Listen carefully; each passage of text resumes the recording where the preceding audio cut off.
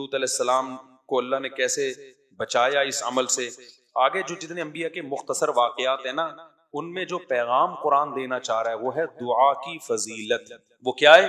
دعا کی فضیلت. تبھی قرآن کہتا ہے وَنُوحًا إِذْ نَادَى مِن قَبْلُ, نوح نے بھی ہمیں پکارا. نوح علیہ السلام 950 سال دعوت دے رہے ہیں اور قوم کے ایمان کی کوئی امید نہیں ہے, اور دھمکیوں پہ دھمکیاں. تو ناکامی کے نقشوں میں نوح علیہ السلام نے اپنے رب کو پکارا. قرآن کہتا ہے فَاسْتَجَبْنَا لَهُ, ہم نے نوح کی پکار کو قبول.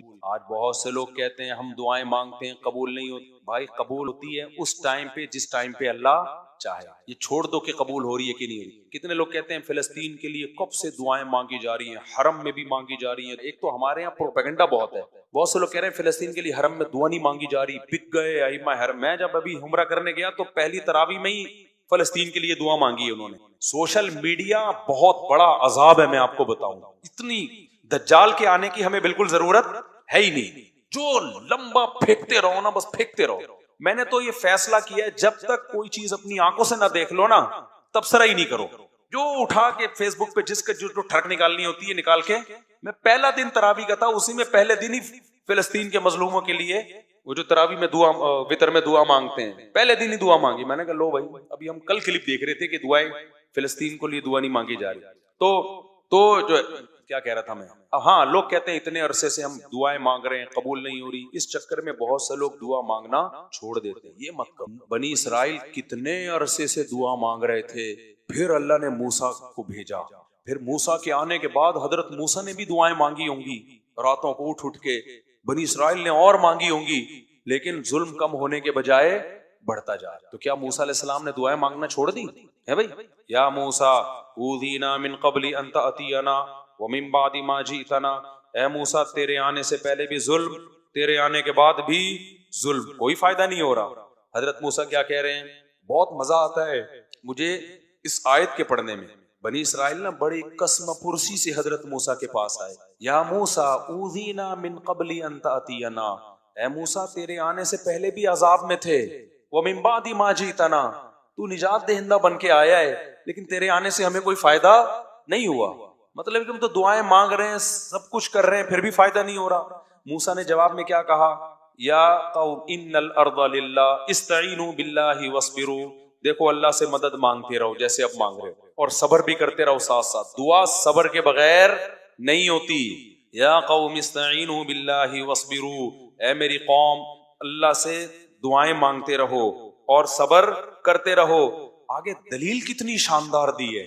سوال پیدا ہوتا ہے بھائی یہ کام تو ہم پہلے سے کر رہے ہیں نا, ریزلٹ تو کوئی آؤٹ ہو نہیں رہا. آپ تو وہی کام کا حکم دے رہے ہو جو ہم پہلے سے کر رہے ہیں. ہم یہ کہہ رہے ہیں دعا قبول نہیں ہو رہی, آپ کہیں دعا کب مانگو, مانگ رہے ہیں پہلے سے.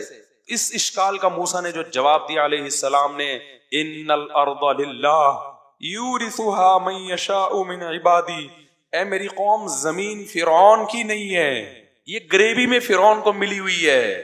زمین کا بادشاہ کون ہے؟ اللہ ہے. تو جب اللہ ہے وہ جب چاہے گا سیکنڈوں میں چھین لے گا اس سے. وہ نہیں چھین رہا, اس میں کوئی حکمت ہے. تو جو اللہ کا کام ہے وہ اللہ کو کرنے دو, جو تمہارا کام ہے وہ تم کرو. ہمارا کام ہے بھکاریوں کی طرح, اس کا کام ہے زمین چھیننا.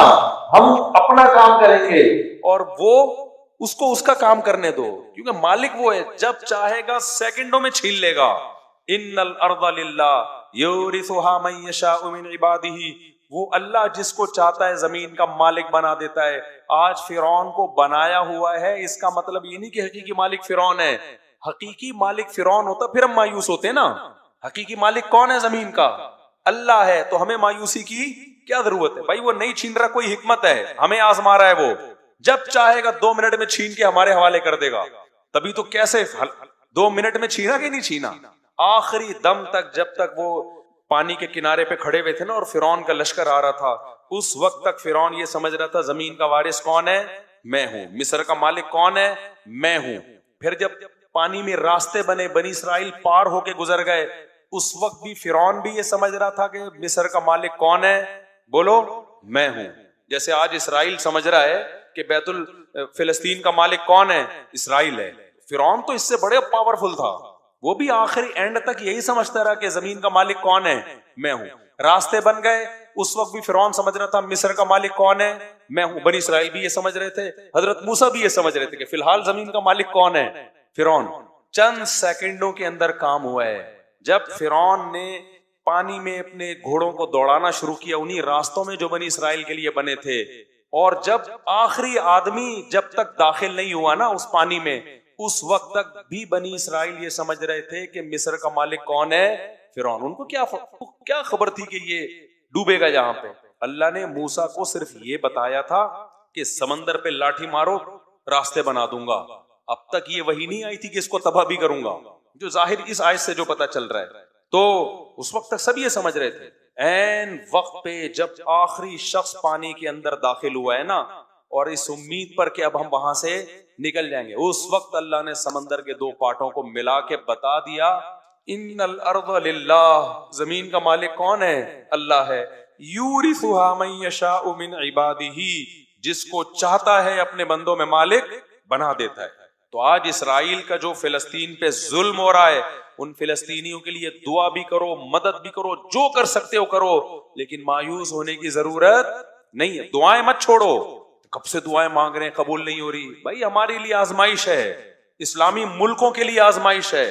ان کو تھوڑی چھوڑے گا اللہ, جو ہمارے حکمران جو کچھ کر رہے ہیں, ان کو بھی تو آزمائش میں ڈالا ہے نا اللہ نے, یہ کیا کر رہے ہیں.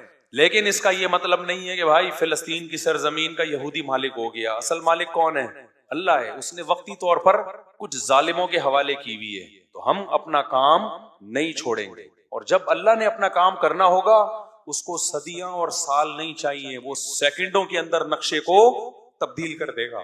آج بہت بڑا مسئلہ پتہ ہے کیا ہے دینداروں میں, وہ دعا سے بہت غافل ہیں, اور بلکہ دعاؤں کا مذاق اڑانا شروع کر دیا ہے. ابے یہ مولوی دعاؤں میں لگے رہتے ہیں, ابے یہ دعاؤں سے کیا ہوتا ہے, مولویوں نے لوگوں کو دعاؤں میں لگا دیا, نمازوں میں لگا دیا.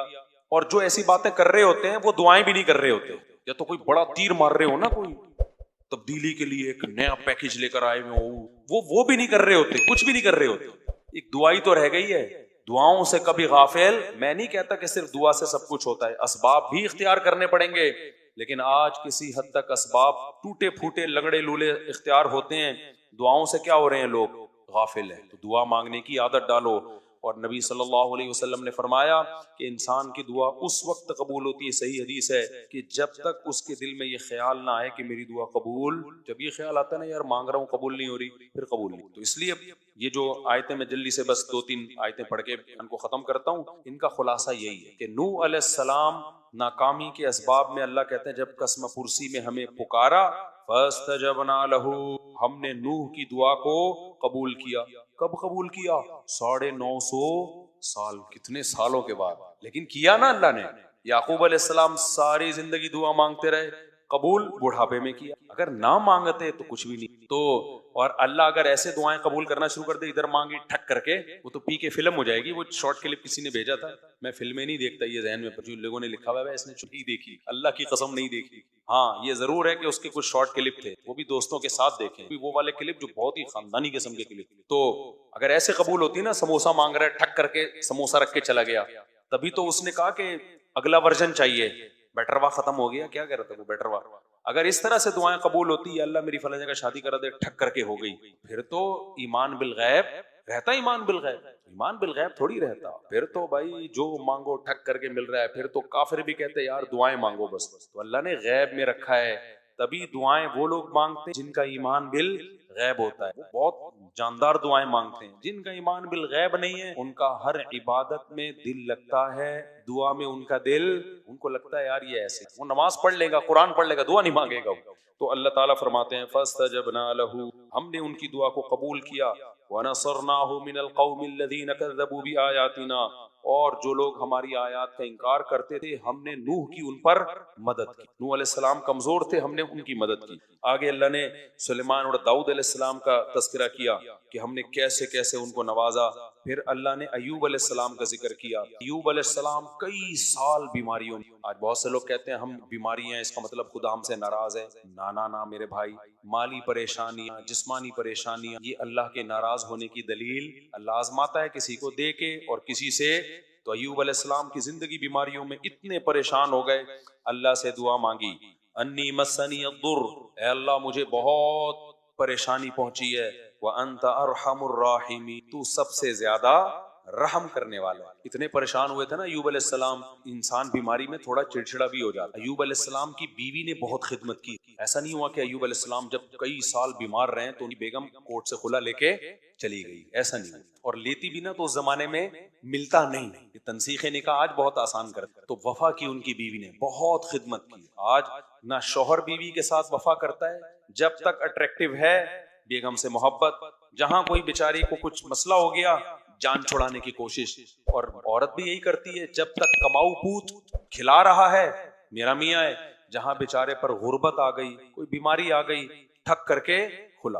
ابھی ایک صحافی کا، ایک وکیل کا کلپ آیا ہے، اس نے کہا اس وقت جو طلاقیں ہو رہی ہیں نا، طلاقیں، ان میں 70% طلاقوں میں پہل عورتیں کر رہی ہیں۔ یہ جو بعض اسکالر کہتے ہیں نا مرد جلد بازی میں طلاقیں دیتے ہیں، کم ہے ریشو، عورتوں کا جلد بازی میں خلا لینے کا ریشو زیادہ ہے۔ سرکار نے یہ بھی الزام لگایا تھا نا کہ مرد دھڑ دھڑ دھڑ دھڑ جب چاہیں طلاقیں دیتے ہیں، حالانکہ ایسا ہوتا نہیں ہے، ایسا ہو رہا ہوتا سارے رنڈوے بیٹھے ہوئے ہوتے یہاں پہ۔ طلاقیں بہت ہو رہی ہیں لیکن برداشت کرنے والے مردوں کا ریشو طلاقیں دینے والے مردوں سے بہت زیادہ ہے، بہت زیادہ ریشو ہے۔ مرد میں اللہ نے برداشت زیادہ رکھی ہے۔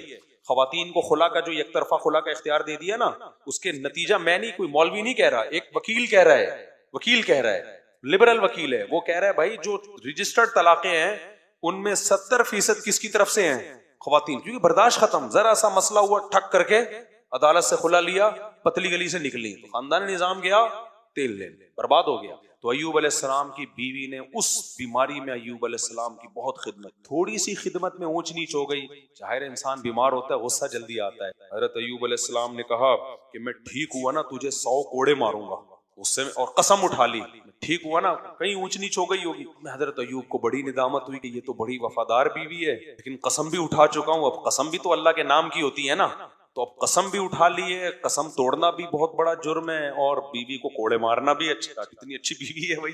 تو اللہ نے حضرت ایوب علیہ السلام کو ہیلا بتایا، خذ بیدک ضغثا، دیکھو اللہ کی نظر میں ان کی بیوی کا کتنا بڑا مقام تھا۔ یہ ایک جزوی واقعہ ہے، اللہ حضرت ایوب کو بتا دیتا، ان کا پرسنل معاملہ ہے، کیا ہیلا بتایا کہ ایک جھاڑو لو جس میں 100 تنکے ہوں، ایک ہی دفعہ میں لگا دو، بس قسم کیا ہو جائے گی، اور بیوی کو بتا دیں گے بھائی بیگم میں مارنا نہیں چاہتا لیکن ایک قسم ہے اس کے کفارے سے بچنے کے لیے۔ تو جب پہلے سے بتا کے یہ سب کچھ کیا جائے تو بیگم کو انسلٹ محسوس نہیں ہوتی۔ تو اللہ نے کہا کہ ایک 100 سیخیں لو اور جگا کے ایک ہی دفعہ یوں کر کے لگا دو، 100 لگ گئے نا، بس ختم، کافی ہے اتنا۔ تو یہ تو پرسنل معاملہ تھا نا حضرت ایوب کا، اللہ نے اس کو قرآن کا حصہ بنا دیا۔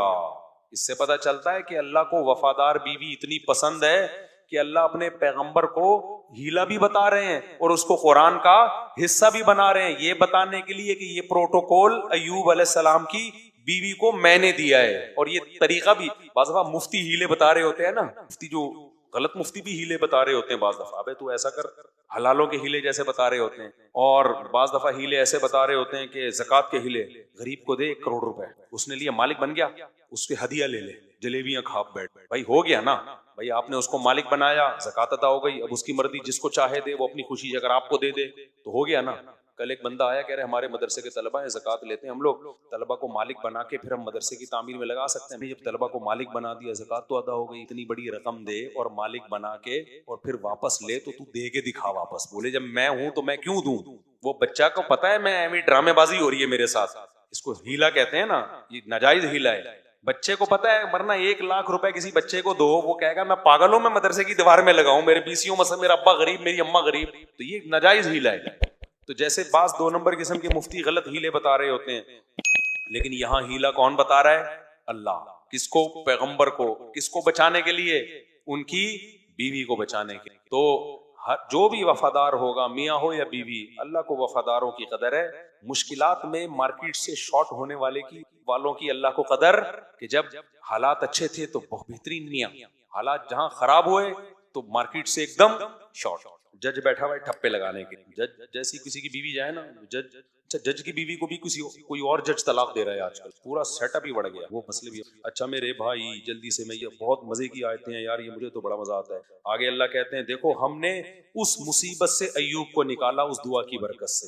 اس سے پتہ چلتا ہے اللہ دعائیں قبول کرتا ہے. پھر آگے اللہ فرماتے ہیں کہ وَذَنُّونِ إِذْ ذَهَبَ مُغَاضِبًا. اس میں تو بڑا ہی مزہ آتا ہے پڑھنے میں.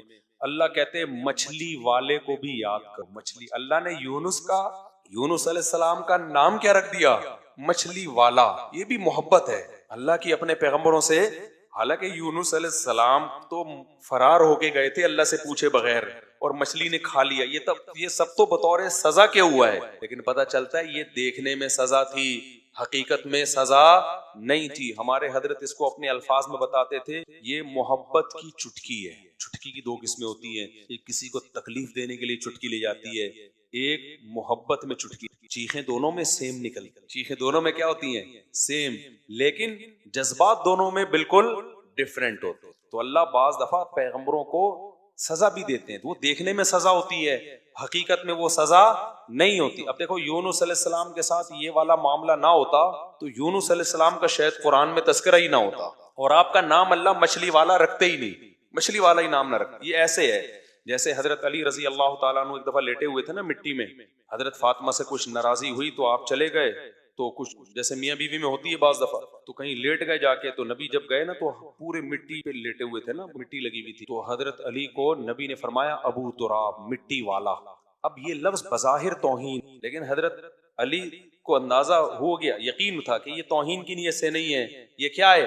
محبت کی. تو حضرت علی نے اپنی کنیت ہی ابو تراب بنا لی, مٹی والا. تو بعض لفظ بذات خود تعظیم کے نہیں ہوتے, لیکن جب کسی بڑے کی زبان سے نکلتے ہیں تو وہ کیا بن جاتے ہیں؟ وہ تعظیم والے لفظ بن جاتے ہیں. اچھا وقت ہمارا بہت ہو گیا ہے, تو یہ حضرت یونس علیہ السلام کا جو ہے نا ہم انشاءاللہ کل پڑھ. یونس علیہ السلام کا ہے, آگے اللہ نے زکریا علیہ السلام کا. ان سب کا حاصل یہی ہے کہ سب مشکلات میں تھے, اور کس کو پکارا انہوں نے؟ ان میں کوئی کسی عامل کے پاس. پھوٹی پنجابی تھوڑی سی بولنے کی کوشش کروں گا تاکہ تھوڑا سا اصل اوریجنل لطیفے کے قریب ہو جاؤں. تو وہ جو نوکر تھا نا, وہ کہنے لگا وڈیرے سے کہ وہ حضور ایک مخلوق ہے, پونچھ گھمائندی ہے, پونچھ یعنی دم گھماتی ہے, اور اکثر چولہے کے گرد رہندی ہے, یعنی چولہے کے گرد گھومتی ہے. پھر بھی غلام کو خیال ہوا ابھی بھی یہ نہیں بتا سکتا, پھر پورا کہ میاؤں میاؤں کرہندی ہے, میاؤں میاؤں کرہندی ہے. بوجھ یعنی بوجھ کے کیا جواب ہے؟ اب یہ فنٹر نہ سوچ رہے ہیں, اتنا صاف بول دیا میاؤں میاؤں کرہندی ہے. یہ کافی دیر سوچ کے بولتا ہے کوکیڑ. کیا ہے؟ مرغا. اب اس نے بولا بیٹا اگر میں نے بول دیا غلط جواب تو میری آئی شامت. تو یہ تھا ہوشیار. اس نے کہا حضور اتنی مشکل پہیلی بولی تھی میں نے, لگتا ہے کسی نے توانو دسیا ہے یا پتہ نہیں کسی نے بتایا ہے. یہ اتنی ذہانت نہیں ہوتی کسی انسان میں کہ وہ خود ایسے نتیجے تک پہنچ جائے. لگتا ہے کسی نے بتایا ہے کان میں, کسی سے پوچھ کے جواب دے رہے ہو. تو کہتے ہیں نہیں نہیں عقل جی دوڑ ہے. یہ کیا ہے؟ عقل جی, عقل کی دوڑ ہے. سمجھ میں آ رہی ہے بات؟ تو یہ جو دلیل ہے نا, یہ جو میاؤں میاؤں کرندی ہے, یہ سب بدیہی ہیں. یہ کس بات, یہ کس طرف اشارہ ہو رہا ہے؟ بلی. اس میں کسی سے پہلی نہیں پوچھی جائے گی, اس میں آزمائش بھی نہیں ہے. سورج کی روشنی دیکھ کر اندازہ لگانا کہ سورج ہے, تو سورج کی روشنی دلیل بدیہی ہے, نظری بولو بھائی نہیں ہے. اور ایک دلیل وہ ہوتی ہے, اچھا یہ جو سورج والی دلیل ہے, یہ تو پاگل سے پاگل بھی کہے گا بھائی روشنی ہے تو سورج ہے. اس میں پوری دنیا میں کوئی بھی آپ سے اختلاف نہیں کرے گا, سوائے اس کے کہ جو بیچارہ دماغی صلاحیت ہی نہ ہو نا, پاگل ہو, مجنون ہو, دیوانہ ہو, وہ ایک الگ بات. جس میں بھی عقل ہے وہ کبھی بھی سورج کی روشنی کا انکار نہیں کرے گا. دلیل کی دوسری قسم ہوتی ہے نظری. نظر کہتے ہیں عربی میں فکر کو, غور کو. یہ وہ ہوتی ہے کہ جو ہو تو دلیل, لیکن اس میں آپ کو تھوڑا سا غور کرنا پڑے, پھر آپ نتیجے تک پہنچو. جو غور کرے گا وہ پہنچے گا, جو غور نہیں کرے گا وہ بولو بھائی نہیں پہنچے گا. ہوتی وہ بھی دلیل کا مطلب ہے کہ اس سے اصل نتیجے تک تو پہنچنا ہے ہی, لیکن لاشعوری طور پر آپ نہیں پہنچو گے کہ آپ کو سوچنا نہ پڑے, بلکہ آپ کو کچھ صغرے کبرے اور تانے بانے دلائل کے ملانے پڑیں گے. بات آ رہی ہے سمجھ میں؟ کچھ سوچنا پڑے گا آپ کو. اس قسم کی مقدمات کے لیے ججز کی بھی ضرورت ہوتی ہے, اپنی عقل کو استعمال کرنے کی بھی ضرورت ہوتی ہے. اور یہ وہ دلائل ہوتے ہیں جن میں خواہشات آپ کو بعض دفعہ غلط راستے تک لے جاتی ہیں, حالانکہ دلیل کہہ رہی ہوتی ہے یہ درست نہیں ہے, درست یہ ہے، لیکن خواہشات کہہ رہی ہوتی ہیں چھوڑو اس کو، اس میں غور مت کرو. لیکن اگر آپ اس میں تھوڑا سا غور کریں تو لازمی آپ کہاں تک پہنچیں گے؟ صحیح نتیجے پر پہنچیں گے. بات آ رہی ہے سمجھ میں؟ تو یہ جو مذہب کی حقانیت ہے، اللہ کا وجود ہے، اللہ کی توحید ہے، یہ دلیل بدیہی سے نہیں بلکہ دلیل نظری سے ثابت ہے. تھوڑا غور کرنا پڑتا ہے. تو دلیل نظری سے اگر اللہ دکھا دیتا نا اپنے آپ کو جلوہ اپنا، تو پھر اللہ کا وجود دلیل بدیہی سے ثابت ہوتا، پھر لوگوں کی آزمائش نہیں ہوتی. تبھی دھوپ سے سورج تک پہنچنا، اس میں کوئی فرقہ نہیں بنا، کوئی فرقہ نہیں ہے، کوئی مذہب نہیں ہے، ساری دنیا مانتی ہے. دسمبر میں سردی ہوتی ہے، یہ سب مانتے ہیں کیونکہ مشاہدے پر مبنی حقیقت ہے. تو اللہ نے مذہب کا جو معاملہ ہے اس کے حق ہونے کے دلائل جو رکھے ہیں وہ دلائل بدیہی نہیں ہے بلکہ نظری. ہاں وہ ایسے نظری ہیں کہ بدیہی کی طرح ہیں. طرح کا مطلب اگر غور کرو گے تو لازماً درست نتیجے پہ پہنچو گے. ہو ہی نہیں سکتا کہ آپ غور کرو اور درست نتیجے تک نہ پہنچو. اگر کوئی درست نتیجے تک نہیں پہنچ رہا تو وہ غور نہیں کر رہا. یہ آیت کا مطلب ہے لو کننا نسمع او نعقل، اگر ہم سمجھ سے کام لیتے تو جہنم میں نہ جاتے، ہم درست نتیجے تک پہنچتے. ہم نے کام ہی نہیں لیا، باقی تمام چیزوں میں ہم تحقیق کرتے رہے ہیں. دودھ کس چیز سے بنتا ہے، اس میں کیلشیم کتنا ہے، آئرن کتنا ہے، اس سے زیادہ پیچیدہ چیزوں میں تو ہم گھس گئے کیونکہ اس میں ہماری خواہشات کی تکمیل تھی. مگر دودھ سے اللہ تک پہنچنا، دیکھو دودھ میں کیلشیم کتنا ہے یہ جانچنا مشکل کام ہے نا. یہ بھی سائنسدانوں کو دلیل سے پتا چلتا ہے. مشینیں ہیں جو ٹیسٹ کر کے بتاتی ہیں، وہ مشینیں غلط رپورٹ نہیں پیش کرتی. تو مشینیں کتنا پیچیدہ علم ہے، وہ سیکھتے ہیں، پھر اس سے پتا چلتا ہے لیبارٹریوں میں ٹیسٹ کے بعد کہ اس میں کیلشیم کتنا، آئرن کتنا، مگر درست نتیجے تک بالآخر اتنی محنت کر کے پہنچ جاتے ہیں. حالانکہ اس سے کم محنت کرنی پڑتی ہے دودھ کے وجود سے اللہ تک پہنچنے کے لیے. اس سے بہت کم محنت کرنی پڑتی ہے، مگر وہاں تک بولو نا یار نہیں پہنچتی. قرآن وہاں تک پہنچا رہا ہے. جعل لکم وَإِنَّ لَكُمْ فِي الْأَنْعَامِ الْعِبْرَةَ، فرمایا چوپایوں میں عبرت کا سامان ہے. کیا مطلب؟ دلیل ہے چوپایوں میں مجھ تک پہنچنے کی. نُسْقِيكُم مِّمَّا فِي بُطُونِهِ مِن بَيْنِ فَرْثٍ وَدَمٍ لَبَنًا خَالِصًا سَائِغًا لِّلشَّارِبِينَ، فرمایا سوکھا چارہ کھلاتے ہیں، چند گھنٹوں میں چکنا گاڑا دودھ پیدا کر دیتے ہیں. ایسی مشین کوئی جاپان کا سائنسدان بھی آج تک ایجاد نہیں کر سکا. یہ مشین خود بخود بن گئی. کیا اس کا بنانے والا کوئی نہیں ہے؟ وہ لیبارٹری جس میں ٹیسٹ ہو رہا ہے اس دودھ میں کتنا کیلشیم، وہ لیبارٹری خود سے نہیں بنی، اور یہ بھینس اور گائے کی مشین خود بخود وجود میں آ گئی. ام خلقوا من غیر شیء، تم نے بنایا ہے یا خود سے بنی ہے؟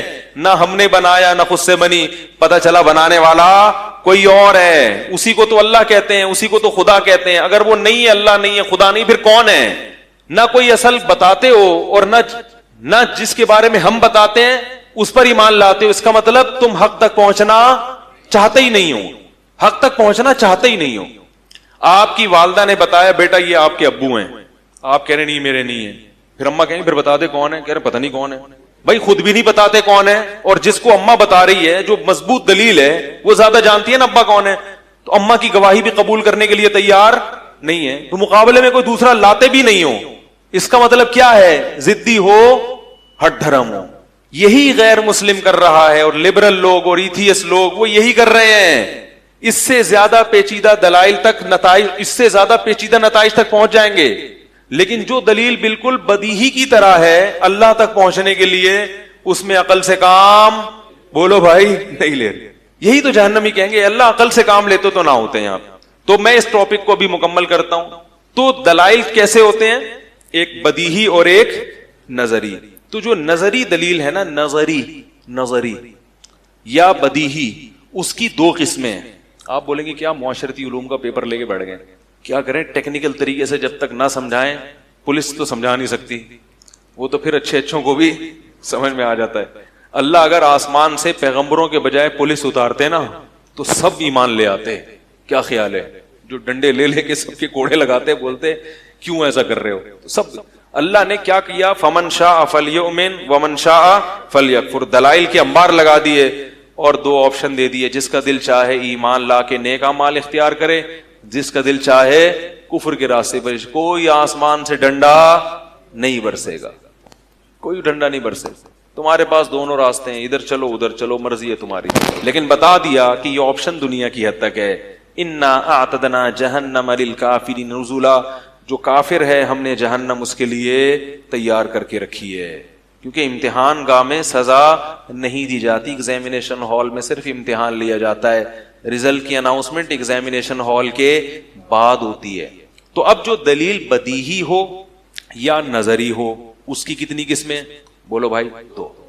بدیہی کی بھی دو قسمیں ہیں، دلیل عقلی اور دلیل، ابے یار کیا ہو گیا، اتنی منحنی سی آواز کیوں آ رہی ہے؟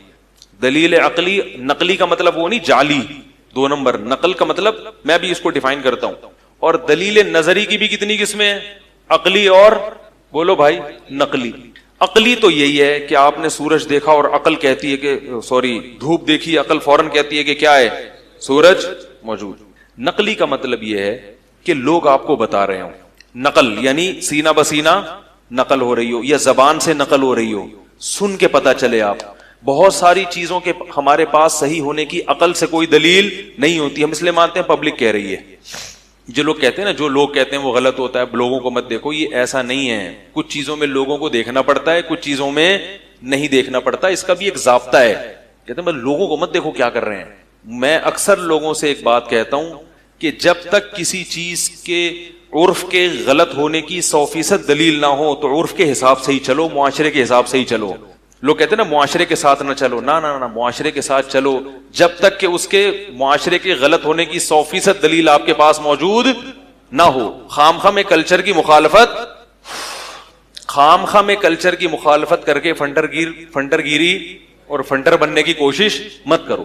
اگر آپ کو کنفیوژن ہے کہ پتہ نہیں یہ معاشرہ صحیح کر رہا ہے غلط کر رہا ہے، جب تک یہ کنفیوژن ختم نہیں ہوتی معاشرے کے ساتھ ہی چلو. ہاں جب 100% دلائل سے ثابت ہو جائے کہ معاشرہ غلط کہہ رہا ہے پھر اس کی مخالفت کرو. بلا وجہ معاشرے کی مخالفت کرنے سے خامخواہ کی ٹینشن، انسان لوگوں سے الگ تھلگ ہو جاتا ہے اور دماغی توازن خراب ہو جاتا ہے اور چڑچڑا بھی ہو جاتا ہے. تو اکثر لوگوں کی زبان پہ معاشرہ جدھر کو جا رہا ہے اپوزٹ جاؤ. نہ بھائی، جب تک آپ کے پاس اس بات کے غلط ہونے کی بالکل واضح دلیل نہ ہو تو بلا وجہ معاشرے کی مخالفت نہیں کرو. جیسے سب چل رہے ہیں ویسے ہی چلو. خیر یہ تو ایک الگ بات تھی. تو میں عرض کر رہا تھا دوسری دلیل کیا ہوتی ہے؟ نقلی. نقل کا مطلب لوگ کہہ رہے ہیں. تو اللہ نے خود انسانوں کو بھی گواہ بنایا ہے بہت سی چیزوں پہ. اب میں اس کی مثالیں دیتا ہوں. بہت سی چیزیں ایسی ہیں جو پبلک کے کہنے سے ہم مانتے ہیں حالانکہ ہمارے پاس عقلی دلیل کوئی نہیں ہوتی. مثلا یہ آپ کی امی ہیں اور یہ آپ کے ابو ہیں، اس کی کیا دلیل ہے؟ بھائی بچپن سے لوگ سے سنتے آئے ہیں، ماموں نے بھی یہ بتایا تمہاری امی یہ ہیں اور تمہارے ابو یہ ہیں. ابو نے بھی کہا بیٹا میں ابو ہوں، پڑوسی بھی کہہ رہے ہیں بھائی یہی ابو ہیں. کیا خیال ہے؟ نادرا والے بھی کہہ رہے ہیں یہی ابو ہیں. تو اب کوئی ڈی این اے ٹیسٹ، عقلی دلیل تو ڈی این اے ٹیسٹ ہوگی نا. ڈی این اے ہوگا تو عقل سے پتا چلے گا بھائی یہ سیل آپس میں جوڑ گئے ہیں. ڈی این اے تو دنیا میں کوئی بھی، اور اگر کرانے چلے گئے ابا مار کے نکال دے گا. ابا مجھے اب تک تو پبلک سے میں نے سنا تھا وہ بھی کہہ رہے تھے آپ میرے ابا ہیں، وہ بھی کہہ رہے تھے، لیکن کوئی دلیل تو نہیں ہے نا میرے پاس. لوگوں قرآن میں آتا ہے کہ اگر اکثریت کے پیچھے چلو گے تو کیا ہو جاؤ گے؟ گمراہ. یہ بھی دلیل یہ باطل فرقے نہ دیتے ہیں کہ جمہور کے پیچھے مت چلو، انجینئر کے پیچھے چلو، غامدی کے پیچھے چلو، ایک آدمی کے جمہور مت دیکھو. جماعت المسلمین جب نئی مارکیٹ میں آئی ہے نا، وہ تو اب ان کے پارٹ 1 پارٹ 2 پارٹ 3 بن کے ان کا خود ہی کا بیچاروں کا پھر یہ تو پارٹ 2 تھے، سنا تیسرا بھی آ گیا ہے. اب ہمارے لیے کام آسان ہو گیا. پہلے ہمیں ان سے گھنٹوں مناظرے کرنے پڑتے تھے، اب آسان ہو گیا کیونکہ یہ دلیل دیتے ہیں کہ حدیث میں آتا ہے جماعت المسلمین کو فالو کرو. اس لفظ سے بہت دھوکہ دیتے تھے. یہ حدیث میں یہ نہیں آئے دیوبندی کے پیچھے چلو، اہل حدیث کے پیچھے چلو، بریلوی میں جماعت المسلمین. تو جماعت المسلمین پوری دنیا میں صرف وہ کہتے تھے ہم ہیں. تو اس کا جواب ٹیکنیکل ہے نا، وہ لوگوں کی سمجھ میں نہیں آتا تھا. اب اللہ نے کام اتنا آسان کر دیا. اب میرے پاس کوئی بھی آتا ہے کہ حضرت وہ جماعت المسلمین والے کہہ رہے ہیں حدیث میں تو جماعت المسلمین کا ہے، دیوبندی بریلوی اہل حدیث حنفی شافعی کچھ بھی نہیں ہے. تو میں کہتا ہوں ان سے پوچھو حدیث میں جماعت المسلمین پارٹ 1 کے بارے میں آئے یا پارٹ 2 کے بارے میں آئے ہیں؟ دونوں کا یہی دعویٰ ہے. تو پارٹ 1 اور پارٹ 2 کا تو اس کے بعد سے جماعت المسلمین کا فتنہ یہ ہوتا ہے. اتنی محنت کرتے ہیں اور ایک ہوا میں تحلیل ہو جاتے ہیں. یہ جتنے باطل لوگ ہیں نا یہ جھاگ کی طرح اوپر جاتے ہیں. ایسا لگتا ہے پوری دنیا میں اب یہی چھا جائیں گے. تھوڑے دنوں میں اسی اسپیڈ سے بیٹھتے ہیں یہ. اس لیے ان لوگوں سے زیادہ متاثر ہونے کی ضرورت نہیں ہے. ان باطل لوگوں میں ایک فتنہ بہت اسپیڈ سے پھیلا ہے, وہ ہے قادیانیت کا. اس کے خلاف جتنا کام ہونا چاہیے تھا اتنا ہوا نہیں ہے. ختم نبوت والوں کی عظمت کو سلام کہ انہوں نے بہت محنت کی ہے, مگر ان کا جس طریقے سے ساتھ دینا چاہیے تھا اور جس طرح بہت زیادہ اور بھی ایجوکیٹڈ لوگ اس میں آنے چاہیے تھے تو وہ کام ہوا نہیں ہے. تبھی یہ لوگ اور غیر مسلموں جو ریاستیں ان کو بھرپور سپورٹ کر رہی ہیں. خیر, تو ہمیں ابا کا پتہ کیسے چلا؟ لوگوں نے بتایا, بھائی جہاں بھی ملتے ہیں بھائی ابا ہیں. اب اگر ڈی این اے ٹیسٹ کرانے کے کوئی جائے گا تو ابا اس کو جان سے مار دے گا, بولے گا کمبخت تو تفتیش کر رہے ہیں میرے بارے میں. اسی طرح اما کا بھی بچپن تو یاد نہیں ہوتا نا کسی کو, کیا خیال ہے کہ اما کون تھی, تو بس سب دیکھ رہے یار یہ ہمیں گود, حالانکہ سوتیلی مائیں بھی تو گود میں اٹھاتی ہیں. تو اب اس میں تفتیش کی ضرورت نہیں ہے. یہ ہے نقلی دلیل مگر بدیہی ہے. بدیہی کیا مطلب؟ اتنے سارے لوگ غلط بات پر جمع نہیں ہو سکتے. اتنے سارے لوگ غلط بات پہ اس وقت تو جمع ہو سکتے جب ان کا کوئی مفاد ہو. کوئی مفاد بھی نہیں ہے تو پھر اتنے سارے لوگ غلط بات پہ جمع نہیں ہو سکتے. اتنے سارے لوگ جھوٹ نہیں بول سکتے. اس لیے فقہا نے لکھا ہے کہ اگر کوئی میاں بیوی کسی گھر میں رہتے ہیں, ان کے پاس کوئی ڈاکومنٹس نہیں ہے, کوئی گواہ نہیں ہے, لیکن لوگوں میں شہرت ہو گئی کہ یہ کیا ہے, میاں بیوی, تو بس اتنی شہرت کافی ہے. اتنی شہرت کیا ہے؟ اب یہ نہیں کہ کوئی کہہ رہے ہیں میاں یہ بیوی ہے تو آپ کو کاغذ دکھاؤ.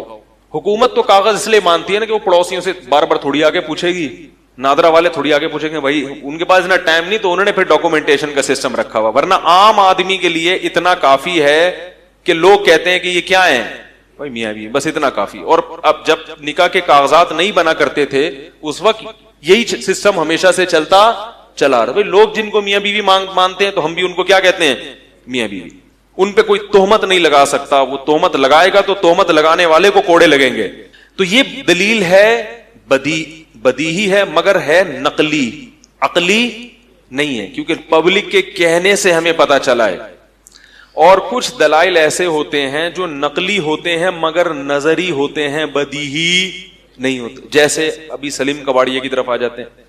غفار بھائی نے کہا کہ سلیم کباڑیے نے مجھ سے 1 لاکھ روپے لیے ہیں. جج بولتا ہے کہ دلیل لے کر آؤ کیونکہ میں نے اپنی آنکھوں سے دیکھا نہیں.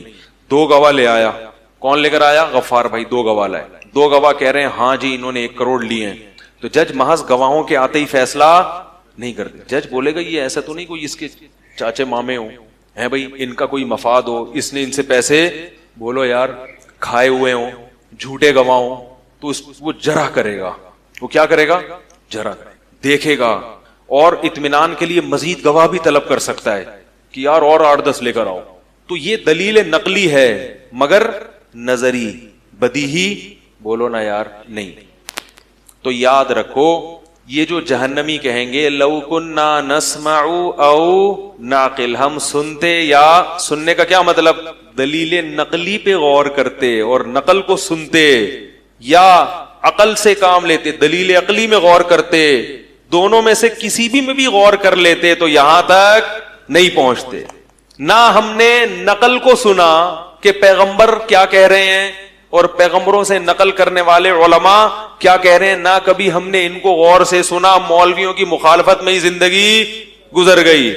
کبھی ایسا نہیں ہوا کہ علماء کے بیانات جا کے سنے, تسلی سے بیٹھے. ان کے بابا دور دور سے مولوی ایسے ہوتے ہیں, مولوی یوں ہوتے ہیں, مولوی لڑائی کرواتے ہیں, مولوی اختلافات کرواتے ہیں. ابے ان کو تو پتہ ہی نہیں ہے, تو لاؤڈ اسپیکر پہ پہلے جھگڑتے تھے, اب سب کے ہاتھ میں لاؤڈ. یہی لوگوں کے اعتراضات, سنا ہی نہیں. اور عقل سے بھی کام کہ خود سوچ لیتے, دودھ میں غور کرتے, شہد میں غور کرتے, ستاروں سیاروں میں غور کرتے, کائنات کی وسعتوں میں غور کرتے, انسان کی باڈی میں غور کرتے. وفی انفسکم, اللہ کہہ رہے تمہیں تمہارے اندر بہت سارے دلائل رکھ دی ہم نے. اپنی ذات میں غور کرو گے تو تمہیں اپنی ذات میں اللہ کا وجود نظر آئے گا. اور جب اللہ تک پہنچو گے, پھر اللہ تک پہنچنا, پھر اللہ تک جب پہنچ گئے تو یہ تمہیں کسی اور طرف رہنمائی کرے گا پھر وہ. کیونکہ اگر آپ اللہ تک پہنچ گئے تو اتنا کافی نہیں ہے. اللہ کو تو ہندو بھی مانتے ہیں اور عیسائی بھی مانتے ہیں. پھر اللہ کا وجود خود اس بات کی دلیل ہے کہ اس نے اپنے بندوں کو پیدا کر کے چھوڑا نہیں ہے, کیونکہ اللہ ہے اور اس کا بندوں سے کوئی کنیکشن نہیں ہے. یہ والا اللہ, یہ اللہ کو بھی قبول نہیں ہے. یہ ایسے ہی جیسے اب امریکہ میں گئے, آپ مانتے ہو امریکہ کی گورنمنٹ ہے, گورنمنٹ کا عوام سے لنک کیا ہے؟ قانون کیا کہنے کوئی لنک نہیں ہے, ویسی گورنمنٹ ہے, وہ گورنمنٹ ہے, وہ حکومت ہے بھائی. تو اس کا کوئی لا ہے؟ لا وہ کچھ نہیں ہوتا بھائی. اپنی منمانی زندگی گزارو, میری مرضی, ریڈ سگنل پہ گاڑی روکوں یا چلاؤں, پولیس والے کو ٹکر مارتا ہوا نکل جاؤں, کسی کو قتل کروں نہیں کروں, جرمانہ, ٹیکس, یہ سب پھٹیکے میں نہیں جانتا. یہ مولویوں کی, امریکہ کے مولویوں کی کیا ہے یہ ٹینشنیں ہیں. تو گورنمنٹ چھوڑے گی اس کو؟ بولے گی ایسی گورنمنٹ کا کوئی مانا کیوں جس کا کوئی لا ہی نہیں ہے. تو اللہ تک پہنچنے کے بعد خود بخود عقل کہے گی بھائی وہ اللہ کا بندوں سے کوئی رشتہ ہے, وہ ایسے ہی عرش پہ بیٹھا ہے بس حکومت کر رہا ہے, اس کا کام کائنات بنانا, انسان کو بنانا اور پھر تماشا دیکھنا کہ بھائی جو مرضی کرتے رہو. ایسا نہیں ہوتا. اگر عقل سے کام لیں گے تو یہ بھی دلیل نظری ہے, بدیہی نہیں ہے. بدیہی ہوتی تو سارے گورے مسلمان ہو چکے ہوتے, سارے ہندو مسلمان ہو چکے ہوتے. کیونکہ دلیل نظری ہے, غور کرنا پڑے گا آپ کو. بھئی اللہ ہے تو کیوں ہے, اس کا کوئی بندوں سے رابطہ ہے یا نہیں ہے؟ اگر بندوں سے رابطہ ہے, یقیناً ہے, عقل کہے گی, تو وہ اسلام نے جو کنیکشن بتایا ہے کہ یہ اللہ کے قانون ہے, اس کے علاوہ اگر کوئی قانون تو ہمارے پاس ہے ہی نہیں تو ہمیں اسلام کو مانے بغیر کوئی چارہ ہے ہی نہیں. اس کے علاوہ تو کسی پاس لا ہی نہیں ہے نا. ارے بھائی آپ امریکہ گئے, آپ کو کسی نے بتایا یہاں کوئی گورنمنٹ بھی ہے, کوئی جنگل نہیں ہے, تو پہلے تو آپ اس پہ غور کرو کہ واقعی گورنمنٹ ہے یا نہیں ہے. تو آپ دیکھو کہ گورنمنٹ جنگلوں میں نہیں ہوتی. کیا خیال ہے؟ اب تو جنگلوں میں بھی ہوتی ہے, لیکن چلو فرض کرو آپ کہو کہ یار ایک ٹریفک ایک تمیز سے چل رہی ہے بھائی, پولیس والے کھڑے ہوئے ہیں, ہر چیز ایک نظم سے, ہسپتال بنے ہوئے ہیں, تو جہاں بھی مینجمنٹ ہوگی, جہاں بھی یعنی ایک انتظام ہوگا, وہاں کوئی نہ کوئی مینجمنٹ ہوگی. تو مان لیا کہ یہاں کوئی حکومت, اس دلیل سے آپ کہاں تک پہنچے؟ حکومت تک پہنچ گئے. بھائی گورنمنٹ ہے یہاں پہ, کیونکہ یہ شہر نہیں ہوتا, ورنہ جنگل بنا ہوتا, جس کی لاٹھی اس کی بھینس, یہ بنا ہوا ہوتا. کوئی حکومت ہے. اب جب حکومت ہے تو اس کا کوئی لا بھی ہے یا نہیں؟ اگر عقل سے کام لوگے تو اس بات تک پہنچو گے کہ یقیناً لا ہے. امریکہ میں جا کے کیونکہ عقل سے کام لینا پڑتا ہے, آپ کو پتا ہے اگر لا کا انکار کر دیا تو جیل ہو جائے گی. اللہ کو ماننے کے بعد اللہ کے لا کا انکار کرنے پر جیل نہیں ہوتی, بلکہ زندگی اور مزے کی ہوتی ہے. اس لیے اللہ کو تو مان لیتے ہیں, اللہ کے احکام کو تسلیم کرنے کے لیے تیار نہیں ہوتے, کیونکہ اس میں خواہشات قربان کرنی پڑتی ہیں. وہاں دلیل نظری میں غور و فکر نہیں کی جاتی. میں اپنی بات سمجھا پا رہا ہوں؟ نہیں آ رہی؟ اب آپ یہاں تک بھی پہنچ گئے کہ امریکہ کا لا بھی ہے, یہاں تک بھی پہنچ گئے. اب وہ لا کون سا ہے؟ وہ لا کون سا ہے؟ ایک آدمی کہتا ہے یہ جو تمہیں لا نظر آ رہا ہے, یہ جو وکیل پیش کر رہے ہیں کہ بھئی یہ لا ہے, یہ سگنل توڑو گے اتنا جرمانہ, یہ توڑو, یہ لا غلط ہے, آپ کو صحیح لا کیا ہے؟ وہ کہتا ہے میرے پاس نہیں ہے صحیح لا. بھئی صحیح کیا ہے؟ دوسرا کوئی پیش کرو نا. جب ہے ہی نہیں تو پھر یہی صحیح ہے بھائی جو وکلا بیان کر رہے ہیں. کیونکہ یہ بھی اگر غلط ہوتا تو پھر گورنمنٹ بتاتی کہ یہ غلط لا پیش کیا جا رہا ہے, ٹیلی ویژن میں اناؤنس ہوتا, اصل لا وہ جج کے پاس ہے جو غار سرہ مرہ میں بیٹھا ہوا ہے. آئی بات سمجھ میں؟ تو اسی طرح اگر اسلام کو نہیں مانتے, اسلام نے جو قوانین بتایا کہ اللہ ان چیزوں سے خوش ہوتا ہے, ان چیزوں سے ناراض. اسلام کہتے ہیں اللہ زنا سے خوش نہیں ہوتا, اللہ گے میرج سے خوش نہیں ہوتا, اللہ تعالیٰ دیر سے شادی سے خوش, بولو نا, نہیں ہوتا, اللہ بہنوں کی وراثت کھانے سے خوش نہیں ہوتا, بیوی کا مہر دبانے سے خوش نہیں ہوتا, اللہ تعالیٰ باپ کے سامنے اف کرنے سے خوش نہیں ہوتا, ماں کے سامنے اف کرنے سے خوش نہیں ہوتا, اولڈ ہاؤس میں جمع کرانے پر اللہ راضی نہیں ہے. شادی شدہ عورت زنا کرے گی تو اللہ کہتے ہیں پتھروں سے مار کے گورنمنٹ اس کو ہلاک کرے, اتنا بڑا جرم. چوری سے خوش, چوری کرو گے, اللہ کہتا ہے, حکومت کو کہتا ہے, آپ خود سے نا حرکتیں نا شروع کر دیں, حکومت کو کہتا ہے کہ چور کا ہاتھ کاٹو, زانی کو 100 کوڑے لگاؤ چوک میں کھڑا کر کے, داڑھی کاٹنے کی اجازت اللہ بول دے کیوں نہیں بھائی, نہیں معذرت کے ساتھ بھائی جو اللہ کا قانون تو یہی ہے نا, اب کیا کریں, مجبوری ہے, میں نے بنایا ہوتا تو میں کہہ دیتا. تو اسی طرح اللہ عورت کو بے پردہ گھومنے کی اجازت نہیں دیتا, یہ اللہ کے قوانین ہے. سود کھانے کی اجازت نہیں دیتا, ناپ تول میں کمی کی اجازت نہیں دیتا, نماز قضا کرنے کی اجازت, رمضان میں کھانے کی اجازت, حج فرض ہو جائے اور بیت اللہ کی زیارت نہ کرو اس کی اجازت نہیں دیتا. سر کے بال جو اونٹ پٹانگ ہیں, آدھا سر گنجا آدھا میں بال جیسے گورے رکھتے ہیں, کٹورا رکھ کے بال کٹا لی, اتنے مختلف قسم کے فیشن, اللہ اس کی اجازت نہیں دیتا. کیونکہ تغییر خلق اللہ, جو انسان کی اللہ نے بناوٹ بنائی ہے, اس میں کانٹ چھانٹ کی اجازت نہیں دیتا. اللہ عورت کو ناخن بڑھانے کی اجازت فیشن کے لیے نہیں دیتا. اللہ عورت کو آئی بروز بنانے کی اجازت, سب لوگ بول لیں یاد ہو جائے گا, آئی بروز بنانے کی عورت کو اللہ اجازت نہیں دیتا. سمجھ رہے ہو؟ بڑے بھائی کو چھوٹے نابالغ بچے کی وراثت کاروبار میں لگا کے کھانے کی اجازت.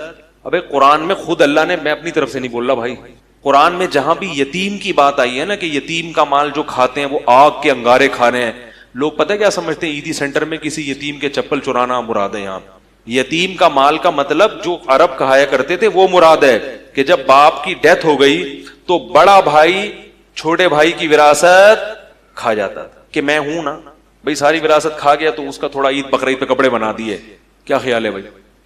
یا بہنوں کی تو اب بھی دبا کے ماشاءاللہ کھائی جا رہی ہے, معاف کرا لیتے ہیں ان سے. اللہ نے یہ تو قرآن میں کہیں نہیں کہا بہنوں سے معاف کراؤ, اللہ نے کیا کہا ہے للذکر مثل حظ الانثیین, جتنا تمہیں ملے گا اس کا آدھا کس کو دو, بہن کو دو.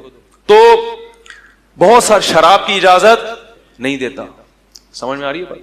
اور بہت ساری نسل روکنے کی اجازت, اگر رزق کی تنگی کے خوف سے ہو تو نسل روکنے کی اجازت. نحن نرزقکم وإیاہم, تمہیں بھی رزق ہم دے رہے ہیں اور ان کو بھی ہم دیں گے. فیملی پلاننگ کو قرآن پر ترجیح مت دو, اللہ کا غضب آئے گا کہ جس نے تجھے کھلایا ہے خود تو کھا لیا اللہ کی نعمتیں, اب نئی مخلوق کو روک رہا ہے کہ میری جیب میرے بٹوا نہ کھا جائیں, کہیں یہ میرے پیسے نہ کم ہو جائیں. یہ ہندوؤں پہ یہ چیزیں سوٹ کرتی ہیں, لبرل لوگوں کو یہ کام کرنے دو, ایتھیس لوگوں کو جو ہر چیز میں لاجک دیکھتے ہیں. جب اللہ کا قانون آ گیا تو پھر وہاں آپ کو کس کی ماننی پڑے گی؟ ہاں صحت کے لیے کوئی روک لے وقتی طور پر, وہ ایک الگ بات ہے. تو اب سمجھیں کہ یہ اللہ کے قوانین ہیں جو اسلام نے بتائے, محمد صلی اللہ علیہ وسلم نے بتائے, موسیٰ علیہ السلام نے, عیسیٰ 1,24,000 پیغمبر جن کی تعلیمات آج تک چلی آ رہی ہیں انہوں نے بتائی. اب ہم یہ کہتے ہیں کہ اگر اللہ کے یہ قوانین نہیں ہیں تو ہم ہندوؤں سے پوچھتے ہیں پھر کیا ہیں, تم بتا دو بھائی. عیسائیوں سے پوچھتے ہیں کیا ہیں, یہودیوں سے پوچھتے ہیں کیا ہیں, کسی کے پاس 4-6 باتوں سے زیادہ کوئی تعلیم ہے ہی نہیں. تبھی اسلامی فقہ, اسلامی قانون مدرسوں میں 8 سال پڑھا جاتا ہے.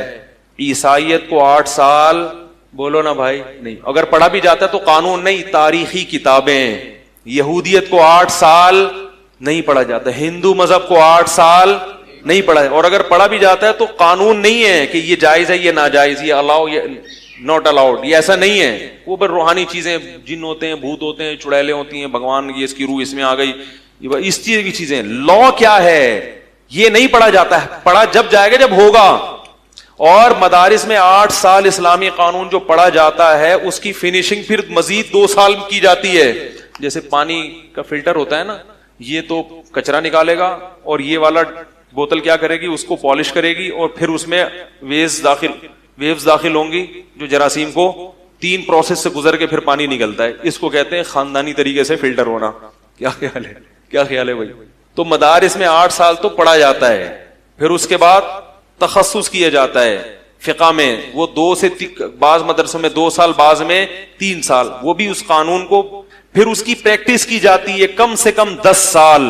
پھر لا پر انسان کو کیا حاصل ہوتی ہے, دسترس, پھر وہ مفتی بنتا ہے بشرطے کہ اس کی اپنی مینٹل اپروچ بھی اونچی ہو, ورنہ 20 سال بھی پریکٹس کرتا رہے گا کچھ بھی بن جائے گا, مفتی نہیں بنے گا. مفتی کہتے ہیں جس میں ریسرچ کی صلاحیت ہو, کوئی بھی مسئلہ جب اس کے پاس آتا ہے ریسرچ کر کے جواب دے سکے. وہ یہ صلاحیت انجینئر بننے سے حاصل نہیں ہوتی, اس پہ 10 15 سال محنت کرنی پڑتی ہے, پریکٹس کرنی پڑتی ہے, ماہروں کی نگرانی میں پھر لا اور اسلامی قانون پر دسترس حاصل ہوتی ہے. یہ لا دنیا میں کسی کے پاس نہیں ہے. یہی وجہ ہے کہ دنیا میں جتنے مذاہب ہیں ان میں مذہبی رہنما روحانی پیشوا ہوتے ہیں, مسائل بتانے والے مفتی. کبھی دیکھا ہندو نے پنڈت جی کو فون کیا کہ یہ ایک عدالت نے فیصلہ کیا ہے اکارڈنگ ٹو ہندو مذہب, اس میں یہ غلط ہے یا صحیح ہے؟ وہ کہتا بھائی جو عدالت نے فیصلہ کر دیا. 2-4 چیزیں بس بتائی ہیں, اس سے زیادہ نہیں. مفتیوں کے پاس تو میں اگر اپنا نمبر 24 گھنٹے کے لیے کھول دوں تو 24 گھنٹے کالز آتی ہیں, حالانکہ میں کوئی بہت بڑی چیز نہیں ہوں, میں تو بڑے بڑے علماء دنیا میں موجود ہیں. 24 گھنٹے کال آتی ہیں کیا پوچھنے کے لیے یہ جائز ہے یا ناجائز ہے, یہ الاؤڈ ہے یا ناٹ الاؤڈ ہے, پرمیشیبل ہے یا اس کی پرمیشن ہے یا نہیں ہے, طلاق ہو گئی کہ نہیں ہوئی. وراثت کے مسائل ہیں, خاندانی جھگڑوں کے, اسلام کیا کہتا ہے اس کے بارے میں, تجارت کے مسائل ہیں, اسلام کیا کہتا ہے اس کے بارے میں. بات آ رہی ہے سمجھ میں؟ تو جب اسلام کے علاوہ کسی اور کے پاس ہے ہی نہیں, تو دلیل نظری سے اگر کام لوگے ہیں تو اللہ کے وجود کے بعد اگلا اسٹیپ کیا ہوگا؟ اسلام. بہت مشکل ہے, بہت مشکل. تو جب اسلام تک پہنچ گئے تو امتحان میں آدھے کامیاب ہو گئے. اس کے بعد پھر جب اسلام لے آئے پھر عقل سے کام لینا پڑے گا. نقل بھی کہے گی, نقل کا مطلب انبیاء بھی کہہ رہے ہیں, قرآن بھی کہہ رہا ہے, علماء بھی کہہ رہے ہیں کہ بھئی صرف نام کا اسلام کافی نہیں ہے, اب عمل بھی کرو. جب اسلام کو مانتے ہو, عورت مانتی ہے تو پردہ کرے. تو جس میں عقل ہوگی, بلکہ عقل تو سب میں ہے, جو عقل سے کام لے گی عورت وہ پردے تک پہنچے گی, کہے گی واقعی پردہ کرنا چاہیے. نماز پڑھنی یعنی صرف ایمان لانا کافی نہیں کہ اسلام میں نماز بھی ہے. بھائی جب ہے تو پڑھو نا, اس لیے تھوڑی ہے کہ نہیں پڑھو ہیں. عجیب بات ہے یار. بھائی قرآن میں اللہ نے جو وراثت کے حکام بیان کیے اس لیے کہ نہیں دو ہیں, کیا ہو گیا بھائی؟ اس لیے کہ دو. مزدور کا پسینہ خوش ہونے سے پہلے جو مزدوری دینے کا حکم ہے تو اس لیے کہ نہیں دو. کتنا ترساتے ہیں یار جب کسی سے کام لیتے ہیں تو اس کو اس کی اجرت دینے میں. مالک مکان کو کرایہ دینے میں جو کرایہ دار ترساتا ہے نا, اللہ کی پناہ, میں نے دیکھا کرایہ داروں, لوگ اکثر یہ کہتے ہیں مالک مکان ظالم ہوتا ہے. میں نے اپنی زندگی میں دیکھا ہے زیادہ تر ظلم کرایہ دار کر رہے ہوتے ہیں مالک مکان پہ. بات آ رہی ہے سمجھ میں؟ بھائی پہلی تاریخ کو کرایہ کیوں نہیں دے دیتے؟ جب آپ نے 1 مہینہ مکان استعمال کر لیا تو پہلی تاریخ کو کرایہ آپ کے ذمے ہے کہ بیل بجا کے اس کے گھر جائیں یا اس سے بینک کا اکاؤنٹ مانگے. بتائیں کہاں کبھی بھی ایسا نہیں ہوتا. مالک مکان خود بیل بجا کے کھڑا ہوگا آپ کے گھر میں, بھائی دے دے یار 15 تاریخ ہو گئی, اللہ کا واسطہ. ہوتا ہے کہ نہیں ہوتا؟ تو اللہ نے تو کہا کہ تباہی بربادی ہے ان لوگوں کے لیے, قرآن میں ہے, وہ لوگ تباہ ہو جائیں جو اپنا حق پورا وصول کرتے ہیں. جب حق دینے کی باری آتی ہے تو ڈنڈی مارتے ہیں. آپ جب 1 مہینہ رہ گئے اس کے گھر میں, اپنا حق لے لیا نا آپ نے, اب کرایہ دینے کی باری آئی ہے تو آپ نہیں دے رہے, اب وہ آئے گا مانگنے اور بیل بجا کے کھڑا ہو, اور آپ پتلی گلی سے نکل لو. ترساتے رہے, ترساتے رہے. پھر بولو کہ اتنے مالدار ہیں, غریبوں پہ ترس ہے, ہمیں اللہ نے گھر نہیں دیا تو ایک ٹینشن. بھائی جو بھی ہے, جب آپ کا جو ایگریمنٹ ہوا ہے وہ آپ پورا کرو, اور گھر کی واٹ لگا دیتے ہیں. میرا کوئی کرائے پہ میں نے گھر نہیں دیا ہوا کہ اپنے کرایہ داروں کو میں سمجھا رہا ہوں, میں خود کرائے پہ رہتا ہوں. اگر میرا ہوتا نا تو پھر آپ کہتے ہیں اپنے کرایہ داروں کو نا ہمارے ذریعے سے سنا رہا ہے, بھائی دے دیا کرو ٹائم پہ کرایہ. اور گھر کی کیا کر دیتے ہیں, واٹ لگا دیتے ہیں. دیواروں پہ اسکریچز, نشانات, کنڈیاں توڑ دی ہیں. ایک ہمارے جاننے والے نے بڑا محنت کر کے بڑا VIP گھر بنایا اور خالی چھوڑ دیا کیونکہ ان کو ضرورت نہیں تھی. میں نے کہا کرائے پہ دے دو. کہہ رہے یار ایسی کی تیسی کر دیں گے کرایہ دار اس گھر کی, میرا دل نہیں چاہتا کسی کو دوں میں, اور واقعی کر دیتے ہیں. ہمارے ایک دوست جب کسی کو گاڑی دیتے تھے تو ہم کہتے ہیں نا بھائی دوسرے کی چیز ہے ذرا احتیاط سے چلانا, کہتے ہیں نا. اب مقولہ بدل گیا, جب آپ اپنی گاڑی کسی کو دیں بولیں اپنی سمجھ کے چلانا بھائی, اللہ کا واسطہ. پہلے کہتے تھے یہ پرائی گاڑی ہے تو پرائی چیز ذرا احتیاط سے. اب آپ کیا گاڑی جب کسی کو دیں تو بولیں بھائی اپنی سمجھ کے چلانا, صحیح ہے نا, ترت تمیز. بارہا تجربہ ہے, آپ کسی کو گاڑی دے دو, بائک دے دو, کچھ نہ کچھ کام لازمی نکال کے آئے گا. جب بھی کسی کو گاڑی دو گے کہیں نہ کہیں سے بجنا, یہ آپ کا تجربہ ہے یا نہیں؟ میرا تو 99.9% تجربہ ہے. خود چلاتے رہو کچھ بھی نہیں ہوگا, جب کسی کو دی آئے گا بج رہی ہے, وہ آواز آ رہی ہے, پتہ نہیں کہاں سے آ رہی ہے, کیا کر کے لایا بھائی تو. ایک دفعہ تو میری گاڑی کوئی لے گیا, ایک لے گیا پھر دوسرا لے گیا, وہ سب طرف سے بج رہی تھی نا, اب پتہ نہیں چل رہا تھا یہاں والی اس نے بجائی ہے یا کس کے کھاتے میں کون سا بجنا ڈالیں. جب دونوں سے رابطے ہو رہے اس نے بجائی ہے, وہ کہہ رہے اس نے بجائی ہے. میں نے کہا بج تو گئی نا. اگر آپ کسی کی گاڑی لے کر گئے ہیں اور وہ بج رہی ہے, بجنا آپ نے شروع کیا ہے, تو میکینک کے پاس لے جانا بھی کس کی ذمہ داری ہے؟ آپ بولو جب میں لے کر گیا تھا اس وقت آواز نہیں آ رہی تھی, اب چونکہ آواز آ رہی ہے تو اس سے پہلے کہ میری تصویر آ جائے, ٹھیک ہے نا, میں اس کو کہاں لے کے جا رہا ہوں. پہلے زمانے میں لوگوں میں اتنی تمیز تھی, جب کسی کی کتاب پڑھنے کے لیے لیتے تھے تو واپسی سے پہلے جل کرا کے دیتے تھے کہ یار آپ نے ہم پر احسان کیا کہ ایک کتاب ہمیں پڑھنے کے لیے دی, ٹائم پہ واپس بھی کریں گے اور ایک احسان کر دیں گے, اس کی کیا کر لی, اس کی کوٹنگ کرا دی, پلاسٹک کوٹنگ تھوڑا سا. اب آپ کسی کو کتاب پڑھنے کے لیے دیں گئی, میں نے دعویٰ کیا تھا نا خلافت ملوکیت میں پرانی میں کچھ اور تھی اور نئی میں تحریف ہوئی ہے, تو لوگوں نے مجھ سے حوالہ مانگا. خلافت ملوکیت کا پرانا ایڈیشن ہماری مسجد کے امام صاحب کے پاس تھا, انہوں نے کسی کو پڑھنے کے لیے دیا, وہ لے کے شارٹ. کتابیں آپ کسی کو امانت دو واپس نہیں کرے گا, پیسے دے گو تو پھر بھول جائے گا آپ کون ہیں. لینے سے پہلے ایسا لگے گا جیسے اس سے زیادہ محتاج دنیا میں کوئی ہے ہی نہیں, لچڑ پنے پہ آ جائے گا ہائے ہوئے, اور جب دینے کی باری آئے گی تو سوال ہی پیدا نہیں ہوتا, سوال ہی پیدا نہیں ہوتا. یہ سب آداب ہیں جو کس نے سکھائے ہیں. میں کوئی بہت نیک آدمی نہیں ہوں, لیکن ایک چھوٹا سا واقعہ سناتا ہوں جس سے مجھے خود حیرانگی ہوئی. مجھے گھر میں کارپیٹ دھلوانا, وہ جو کمبل دھلوانا تھا, کارپیٹ یا کمبل مجھے یاد نہیں, تو میں ایک جو ڈرائی کلینر ہوتا ہے اس کے پاس چلا گیا, ادھر ہی محلے میں رہتا ہے. اس کو میں نے جا کے بتایا کہ بھائی آپ کل وہ اٹھوا لیں گھر سے, کارپیٹ یا کمبل وغیرہ اٹھوا لیں آپ. اس نے کہا ٹھیک ہے, کل میرے مزدور آئیں گے صبح, وہ کارپیٹ اٹھا کے لے جائیں گے. اگلے دن صبح صبح ہمارا ارادہ بدل گیا اس سے دھلوانے کا. تو میرے تو نارمل, ہمارے حضرت تو بہت سخت ان معاملات میں. میں اس کے گھر چلا گیا, فجر پڑھ کے بیل بجائی, میں نے کہا آپ اپنے مزدوروں کو نہ بلائیں, کیونکہ مجھے یہ تھا کہ یہ تو بلا لے گا پھر واپس بھیجنا پڑے گا, آپ نہ بلائیں. ہمارا ارادہ بدل گیا. وہ اتنا خوش ہوا, کہہ رہا آپ پہلے آدمی ہو جس نے ہمیں تکلیف سے, بولو بھائی, بچایا. کہہ رہے کوئی بھی ایسا نہیں کرتا, اگر اس کا ارادہ بدل گیا تو اطلاع نہیں دیں گے. ارادہ بدل گیا تو بدل گیا بھائی, وہ جب آئے گا تو بتا دیں گے ہمارا ادارہ, وہ مزدور منہ اپنا واپس لے کے جا رہے ہوں. تو یہ ہماری ذمہ داری ہے کہ دوسرے کو تکلیف سے بچانا. المسلم من سلم المسلمون من لسانہ ویدہ, مسلمان وہ ہے جس کی زبان اور ہاتھ سے دوسرے مسلمان محفوظ رہے. اگر کبھی غلطی ہو جائے تو سوری کرنا کس کی ذمہ داری ہے؟ بولو بھائی, ہماری. غلطی بھی ہوتی ہے. میں نے آج مغرب میں کسی کو ٹائم دیا تھا, میں بھول گیا. وہ آئے مغرب سے پہلے ملے, یاد بھی دلایا, میں نے کہا بیٹھیں, بٹھایا, پھر میں فرض پڑھ کے چلا گیا. 15 منٹ بعد مجھے یاد آیا کہ یار وہ تو میں نے بندے کو بلایا تھا.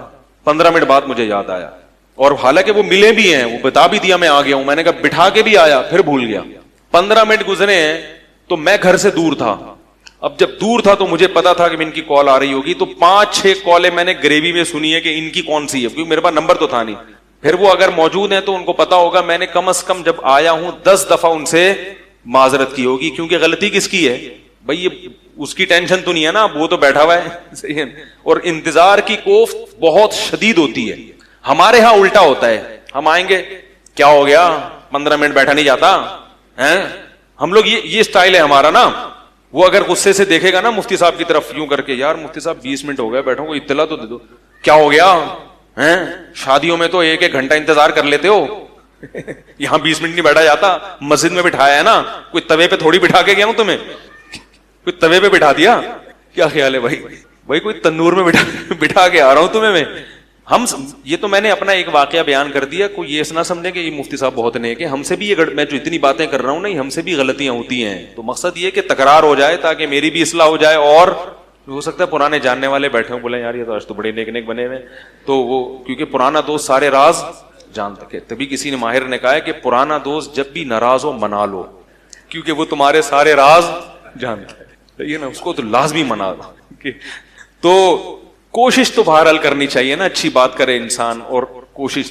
تو اسلام نے ایک قانون دیا ہے, لا دیا ہے, تو دلیل عقلی اور دلیل نقلی. تو ہم نے پیغمبروں کا سنا بھی ہے. ایسا نہیں ہو سکتا کہ محمد صلی اللہ علیہ وسلم جھوٹے ہوں, کیونکہ اتنے لوگ نقل کرتے آئے ہیں, اتنے لوگ آپ کی صداقت اور آپ کی امانت, کسی جھوٹے آدمی کی تعریف کرنے والے اتنے نہیں ہوتے. تبھی تو قرآن نے قسم اٹھائی ہے, نون والقلم وما یسطرون ما انت بنعمت ربک بمجنون.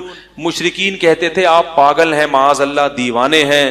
اللہ نے کہا قلم کی قسم اور ان تحریروں کی قسم جو قلم سے لکھی جائیں گی, اے محمد تو دیوانہ نہیں ہے. اس وقت یہ آیت سمجھ میں نہیں آئی تھی مشرکین کے, آج سمجھ میں آتی ہے کہ اگر وہ دیوانے ہوتے تو قلم سے ان کے اقوال اتنے نہ دنیا میں سب سے زیادہ کسی کی زندگی پہ لکھا گیا ہے تو وہ محمد صلی اللہ علیہ وسلم ہے, جن کی سیرت دنیا میں سب سے زیادہ تعریف اللہ کے بعد اگر کسی کی گئی ہے تو وہ محمد, اور ریٹن تعریف تقریروں میں اس کے علاوہ دنیا میں کسی کی زبان سے نکلے ہوئے لفظ کو ریٹن فارم میں اتنی زیادہ تعداد میں اگر لایا گیا ہے تو وہ صرف کون ہے؟ محمد صلی اللہ علیہ وسلم. دنیا میں کسی کی اداؤں کو اتنا زیادہ ریٹن فارم میں لایا گیا ہے. ادا، ہنستے کیسے تھے، چلتے کیسے تھے، کھانا کیسے کھاتے تھے، کیا کھاتے تھے، سب سے زیادہ کس کے بارے میں لکھا گیا ہے؟ محمد صلی اللہ علیہ وسلم. دنیا میں کسی کے قول کو کی حفاظت اتنی مضبوط بنیادوں پہ ہوئی ہو کہ پوری سندیں چلتی ہوں. حدثنی فلان قال حدثنی فلان قال حدثنی فلان قال حدثنی فلان قال سمعت ابا ہریرہ قال سمعت النبی صلی اللہ علیہ وسلم یقول، مجھ سے فلاں نے، مجھ سے فلاں نے، مجھ سے فلاں نے. یہ بھی ریٹن فارم میں حدیثوں کی کتابیں. اتنے اقوال کسی دیوانے کو دنیا میں اتنی عزت نہیں ملتی. اگر ملے تو اس کا مطلب یہ ساری دنیا پاگل ہے. پھر کیا خیال ہے بھائی؟ اگر یہ پڑوسی بھی کہہ رہے ہیں آپ کے ابو ہیں، وہ پڑوسی بھی کہہ رہے ہیں آپ کے ابو ہیں، آپ کی امی بھی کہہ رہی ہیں، تو اس کا مطلب یا تو واقعی آپ کے ابو ہیں، ورنہ سب کیا ہیں؟ پاگل ہیں. اور سب پاگل نہیں ہو سکتے بھائی، کیونکہ سب پاگل کا مطلب آپ خود پاگل ہوگے بھائی. پھر اتنے لوگوں کو پاگل کہنے سے بہتر ہے کہ اس کو پاگل خانے میں، ورنہ پوری دنیا پاگل خانے میں ہوگی، آپ اکیلے گھوم رہے ہوگے کہ میں دنیا میں کیا ہوں. تو بہتر نہیں ہے کہ اس کو اندر کر دو، باقیوں کو کیا کر دو؟ باہر نکال دو. کیا خیال ہے بھائی؟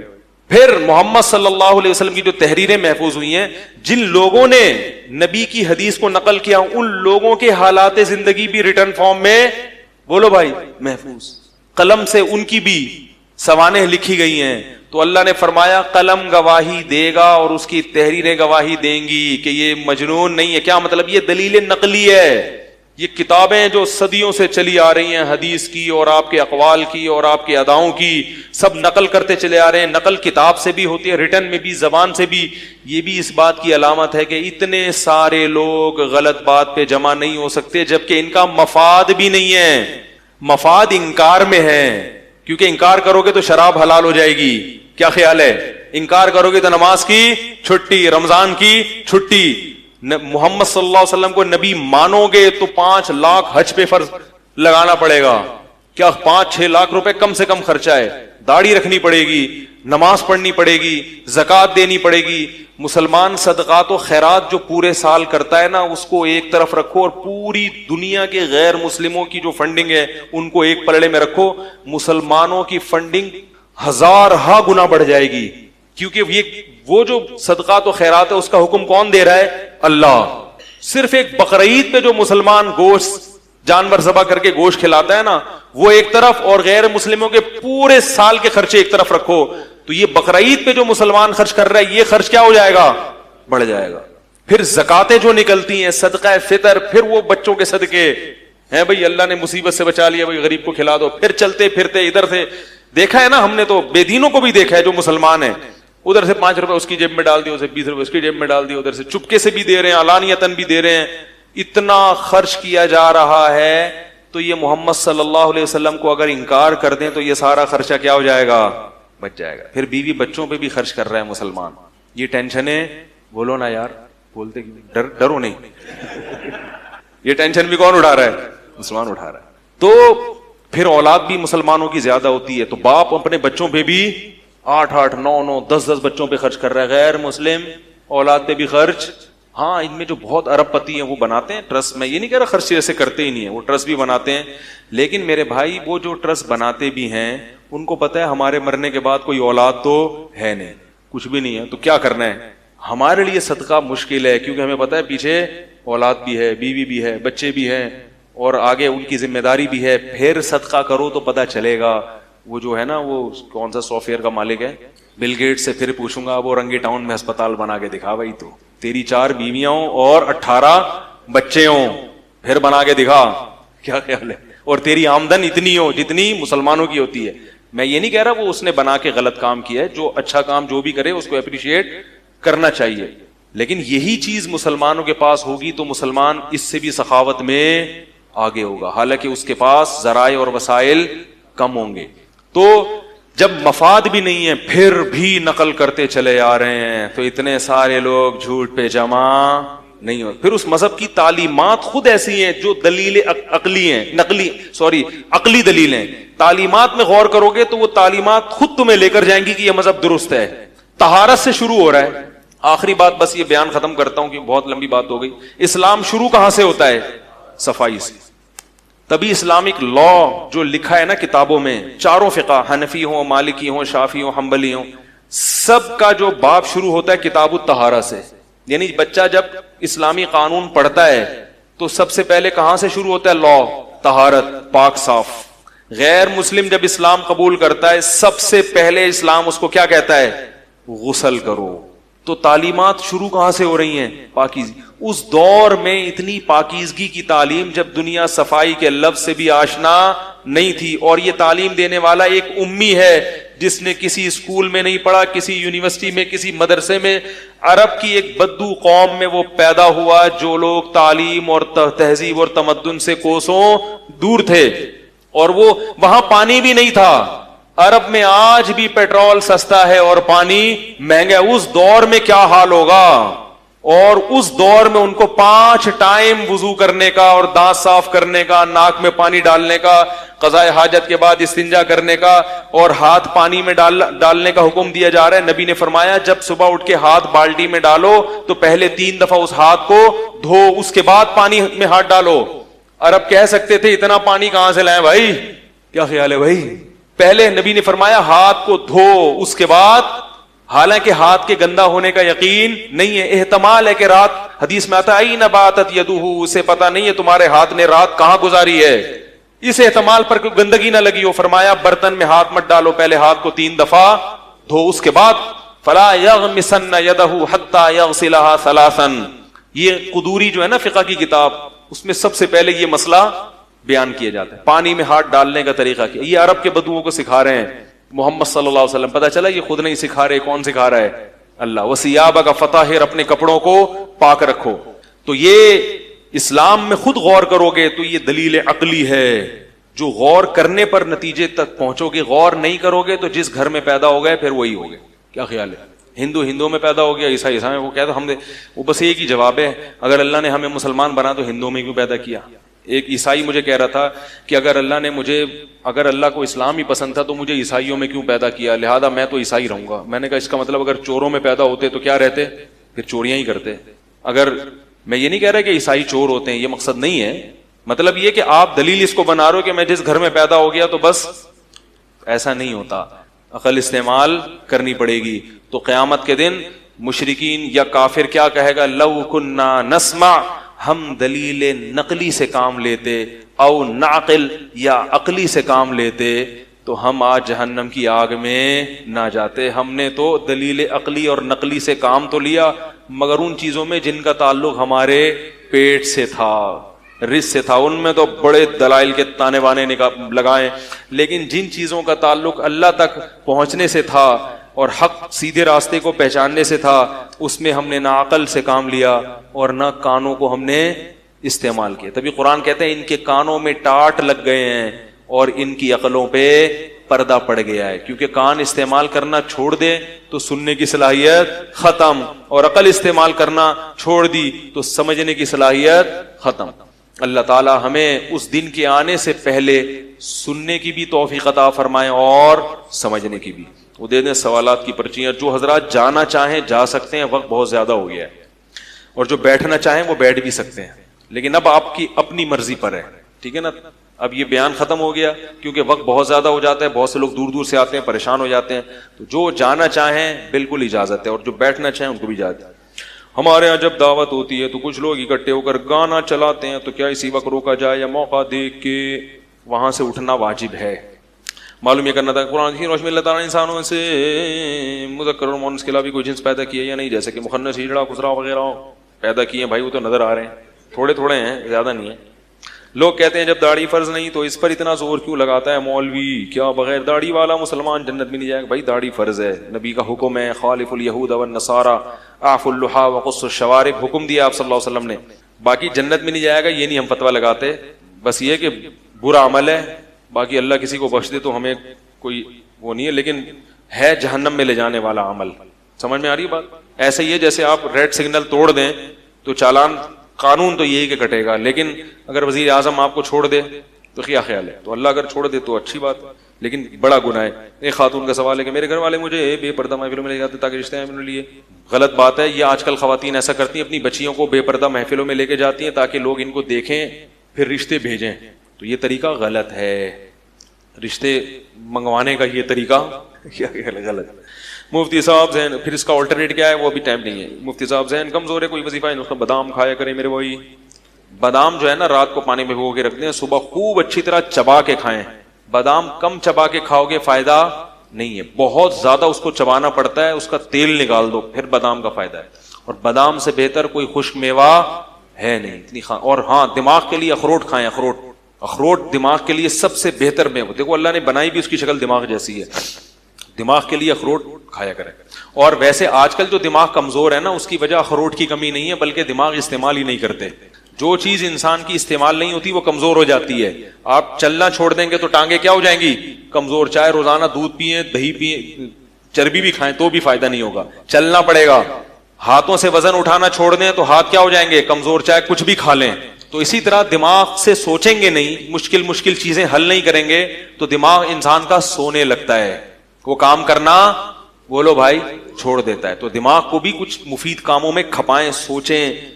کوئی نئی زبان سیکھنے سے دماغ یعنی اس کی ورزش ہوتی ہے, قرآن حفظ کرنے سے دماغ کی ورزش ہوتی ہے. تو ایسے مفید کاموں میں دماغ کو لگائیں گے تو دماغ جاگتا رہے گا.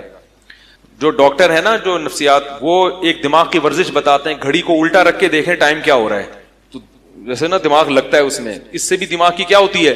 ورزش. مگر میں یہ ورزش لوگوں کو نہیں بتاتا اس لیے کہ اس سے دماغ کی ایکسرسائز ہوگی مگر حاصل کچھ نہیں ہوگا سوائے ایکسرسائز. تو ایسا کام کر لیں جس سے ایکسرسائز بھی ہو اور کچھ کوئی نئی زبان سیکھ لیں, انگلش لینگویج سیکھ لیں, عربی سیکھ لیں یا قرآن حفظ کر لیں. تو اس میں دماغ لگے گا تو ایکسرسائز بھی ہوگی اور ڈبل فائدہ ہوگا. کپورے کھانا کیسا ہے؟ جائز نہیں ہے. وَيُحَرِّمُ عَلَيْهِمُ الْخَبَائِثَ, قرآن کہتا ہے خبیث چیزیں تم پر حرام ہیں. بعض حضرات کہتے ہیں کہ کپورے کا قرآن حدیث میں کہیں بھی نہیں ہے. قرآن حدیث میں ہر چیز کا نام لے کے نہیں بتایا گیا کہ یہ کہیں لکھا ہے قرآن میں مکوڑے حرام ہیں, چھپکلی حرام ہے.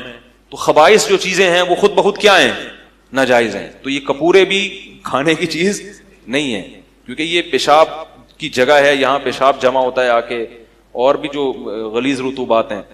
باقی اس طرح حرام نہیں ہے جیسے کتے بلی حرام ہوتے ہیں, اختلافی مسئلہ ہے. تو احتیاط, جیسے جھینگا ہے نا اسی طرح یہ بھی مکروہ تحریمی ہے.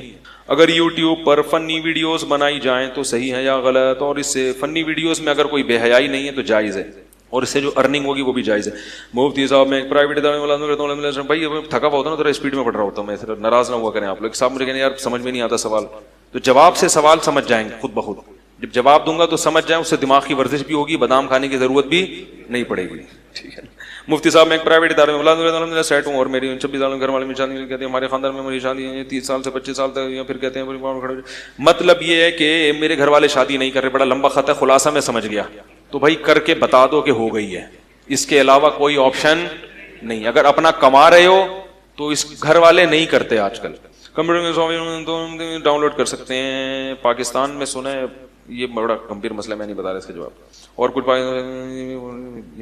الگ چھاؤں میں ملے پھر بتاؤں گا.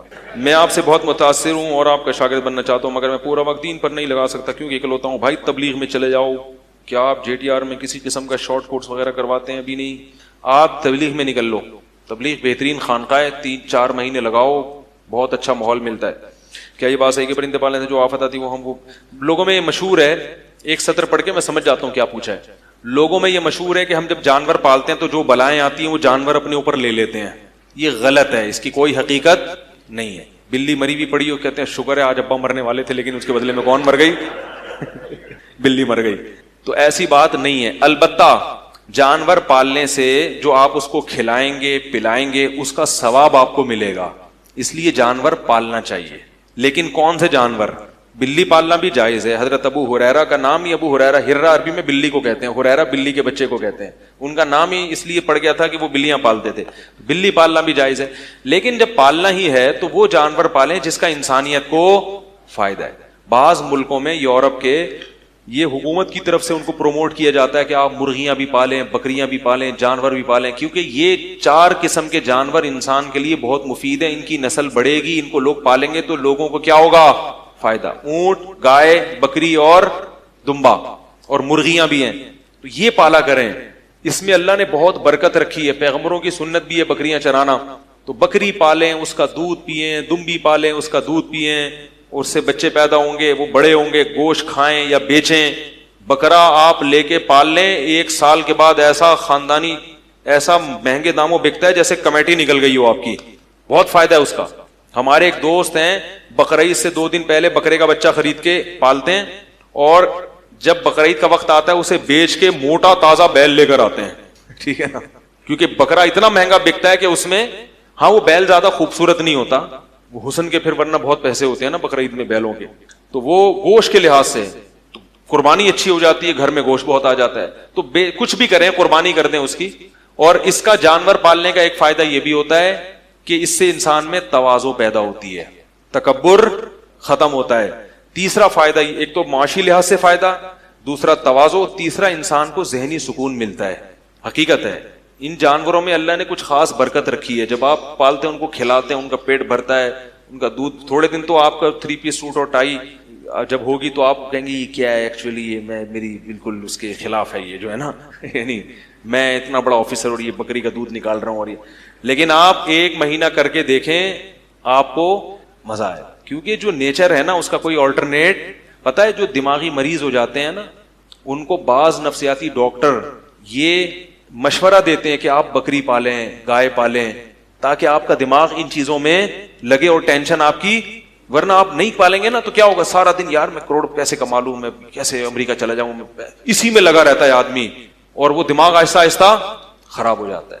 تو ذہنی سکون بھی ملتا ہے. پھر بھی کوئی فرض واجب نہیں ہے, بعض لوگوں کو بالکل بھی شوق نہیں ہوتا, وہ بکری آفت بن جاتی ہے ان کے لیے.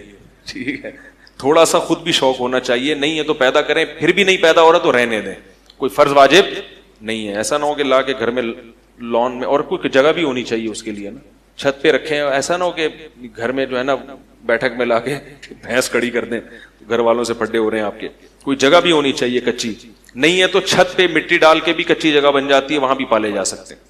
کیا یہ بات صحیح کہ پرندہ بھائی ہو گئی بھائی؟ اگر اسلام میں قبر کے اوپر عمارت کھڑی کرنا منع ہے تو پھر حضور صلی اللہ علیہ وسلم کی قبر مبارک کے اوپر عمارت کیوں ہے؟ حضور کی قبر پر عمارت نہیں ہے, عمارت میں حضور کی قبر ہے. حضرت عائشہ کا حجرہ پہلے سے موجود تھا, اس کے اندر قبر بنائی گئی ہے. اور پھر اگر اس کے اوپر عمارت بنائی بھی گئی ہے تو وہ غلط ہے, ہم اس کے جواز کے قائل نہیں ہیں. لیکن چونکہ اس کے گرانے میں بہت بڑا فتنہ ہے, بعض کام یعنی غلط ہوتے ہیں مگر ان کو صحیح کرنے کی کوشش اس سے بھی زیادہ غلط ہوتی ہے. بہت بڑا فتنہ ہے اس کو گرانے میں, کیونکہ وہ یہ سمجھا جائے گا کہ نبی کی توہین ہو رہی ہے. تو اس کو علماء نے سب نے پوری دنیا میں فتویٰ دیا اس کو اب چھیڑا نہ جائے, اس پہ مزید عمارت نہ بنائی جائے, بس جتنا ہے اس کو مزید چھیڑا نہ جائے. اس پہ شاہ فہد کے دور میں پوری دنیا کے علماء جمع ہوئے تھے, تو ان سب کا یہ متفقہ فتویٰ تھا کہ اس کو چھیڑنے کی اجازت نہیں ہے. کیونکہ جیسے بیت اللہ کی تعمیر جو تھی نا وہ تو حتیم تک ہے, لیکن آپ صلی اللہ علیہ وسلم نے فرمایا کہ اگر میں گرا کے تعمیر کروں گا تو اس سے عرب میں کیا ہو جائے گا, فتنہ. تو جیسے ایسے نہ, تو بعض چیزیں فتنے کے خوف سے بھی ان کو باقی رکھا جاتا ہے. میرے آفس میں ایک لڑکی جاب کرتی ہے اور مجھ سے ایک سوال بار بار کرتی ہے, حج کے دنوں میں صرف مسلمان ہی مکہ اور مدینہ جا سکتے ہیں, یہ اجازت نان مسلم کو کیوں نہیں ہے اور صرف مسلمان کو کیوں ہے؟ بھائی اللہ کا گھر ہے تو اللہ نے کہا صرف مجھے ماننے والے آئیں گے, جو مجھے نہیں مانتے ان کی انٹری بس اللہ کا نے بنا دیا. مفتی صاحب گناہ نہیں چھوٹ رہے, روز توبہ کرنے پر بھی گناہ ہو جاتا ہے. تبلیغ میں جاؤ, 4 مہینے لگاؤ, انشاءاللہ گناہ چھوٹ جائیں گے. ماحول بدلنا ضروری ہے. جس ماحول میں گناہ سیکھتا ہے اسی ماحول میں گناہ چھوڑنا مشکل ہوتا ہے, ناممکن نہیں لیکن مشکل ہوتا ہے. اب ایسا نہ ہو کہ جب تک تبلیغ میں نہیں جا رہے تو اور کرتے رہیں کہ چلو اب جب جاؤں گا تو چھوٹ ہی جائیں گے. یہ بھی شیطان دھوکہ دیتا ہے. میں نے جب کسی کو مشورہ دیا تبلیغ میں جاؤ, کہہ رہے جب تک نہیں جا رہے چلو پھر تو چھوٹ ہی جائیں گے نا بعد. یہ شیطان کا دھوکہ ہے. اب بھی چھوڑیں اور ساتھ ساتھ تبلیغ میں جانے کی کوشش بھی شروع کر دیں. اسلام میں استخارے کی کیا کہ اگر لڑکا لڑکی ایک دوسرے محبت کرتے ہیں اور شادی کرنا چاہتے ہیں, استخارہ صحیح نہ ہے, چھوڑ دیں استخارہ. شادی کرنا چاہتے ہیں شادی کریں. یہ والا استخارہ اسلام میں نہیں جو آج کل مارکیٹ میں چل رہا ہے. جو استخارہ اوریجنل ہے وہ میں نے گوگل پہ مفتی طارق مسعود استخارہ لکھیں گے آ جائے گا. جہاں دل چاہ رہا ہو شادی کرنے کا, اگر کوئی اس میں خرابی نہیں ہے, صحیح ہے نا, تو کر لینی چاہیے استخارہ, چاہے نیگیٹو آئے یا پازیٹو آئے, کر لینی چاہیے. جو مولوی صاحب کہنا آپ کا نیگیٹو استخارہ آیا ہے تو ان سے بولے جب آپ خود کر رہے تھے تو آپ نے کسی اور مولانا سے پوچھا تھا؟ مفتی صاحب میرا بیٹا آپ کا بیان بہت سنتا ہے لیکن عمل کسی بات پر نہیں کرتا, بد اخلاقی بہت کرتا, بڑوں کا ادب نہیں کرتا, اس کو بتائیں اس کو چترول لگیں گے. اب اس کے اتنا سارا میں نے بیان کیا پھر بھی عمل نہیں کر رہا. تو پھر تفصیل سے یہ ابھی موضوع اس پہ تو بہت لمبی بات ہے کہ اس کی اصلاح کیسے کریں. سفلی عمل اور کالے جادو کیا کہتے ہیں؟ ٹوپی ڈرامہ جادو تو پھر حقیقت ہے، لیکن آج کل اتنا نہیں ہوتا جادو جتنا لوگوں نے بنایا ہوا ہے. اس پر میرے بیانات کئی ہو چکے ہیں. جادو کی حقیقت یہ سرچ کریں، روحانی علاج والوں کا علاج وہ بھی سرچ کریں آپ. ایک دفعہ میں جہاز میں وہ دبئی جا رہا تھا تو میرے ساتھ ایک صاحب بیٹھے ہوئے، انہوں نے میری پگڑی وگڑی دیکھ کے مجھے سمجھے کہ روحانی علاج کریں گے یہ، تو مجھ سے کہنے لگے مجھے یہ پریشانی ہے، آپ روحانی علاج کرتے ہیں؟ میں نے کہا ہاں. میں نے کہا یوٹیوب پہ میرا پورا ایک بیان ہے اس پر. اس نے کہا وہ کیا ہے، اس کا نام بتایا. میں نے کہا اس کا نام ہے روحانی علاج والوں کا علاج. کس کا؟ روحانی علاج. میں نے کہا میں اسپیشلسٹ ہوں. جو روحانی علاج والے ہیں نا ان کو میں سیٹنگ پہ لے کر آتا ہوں. آپ کے بیانات سے اللہ آپ کو جزائے خیر. میرے والد صاحب کا وہ نماز پڑھے تو بہت ہی اسلام سے بھی میں آپ کے بیانات مولوی بننا چاہتا، لیکن والد صاحب نے کہا تم مولوی نہیں بنو ورنہ طالبان بن جاؤ گے. گھر سے پریشر تھا، اب نماز پڑھتا ہوں پابندی نہیں ہوتی. کچھ ایسا بتائیں کہ بھائی والد صاحب سے بحث نہ کیا کریں، ان کو محبت سے نماز کا سمجھائیں، مان جائیں ٹھیک ہے، نہیں تو بس ان کے لیے دعا کریں، یا علماء کے بیان لگا دیا کریں گھر میں اونچی آواز سے. اتنا نہیں کہ وہ شور ہونا شروع ہو جائے، تو بس تھوڑی تھوڑی بات نصیحت کان میں پڑے گی اسی سے، اور خود بھی نماز تو پڑھنی پڑے گی. مرد کے لیے لال پیلا نیلا امامہ باندھنا جائز ہے. بھائی جس طرح کا امامہ باندھنا چاہیں باندھ سکتے ہیں، بشرطے کہ آدمی عجیب سا نہ لگے. وہ ایک ہمارے دوست تھے، ان کو ٹوپیاں خوبصورت خوبصورت ٹوپیاں پہننے کا بہت شوق تھا، تو بڑی چمکیلی بھڑکیلی شیشے لگی ہوئی ٹوپیاں لا کے پہنتے تھے وہ. تو مجھے بڑا غصہ آتا تھا یار یہ کیا پہنا ہوا ہے. تو کہتے کیا یہ ٹوپی اچھی نہیں ہے، اتنی خوبصورت اتنی مہنگی ٹوپی ہے. میں نے کہا ٹوپی کے لیے اچھا ہونا کافی نہیں ہے، ٹوپی پہن کے بندہ اچھا لگے یہ ضروری ہے. لوگ ٹوپی کے حسن دیکھ رہے ہوتے ہیں کتنی خوبصورت، یہ نہیں دیکھتے کہ بھائی یہ جب آپ اپنے سر پہ رکھو گے تو ٹوپی تو اچھی لگے گی مگر اس میں آپ اچھے. دیکھو لڑکیوں کے دوپٹے بھڑکیلے چمکیلے کتنے اچھے ہوتے ہیں. اب اتنا خوبصورت دوپٹہ، اس پہ چمک پٹیاں لگی ہوئی ہیں بہت خوبصورت. آپ نے کہا کتنا خوبصورت ہے تو آپ اپنے اوپر رکھ لیا. تو بھائی وہ دوپٹہ پھر بھی اچھا لگے گا، جو بھی دیکھے گا وہ کتنا خوبصورت دوپٹہ، مگر بولے گا آپ اس دوپٹے میں اچھے نہیں لگ رہے. تو پگڑی میں بھی جتنی بھی خوبصورت بھڑکیلی چمکیلی ہو، یہ دیکھو کہ یہ آپ پہ سوٹ بھی کر رہی ہے کہ نہیں کر رہی. تو رنگ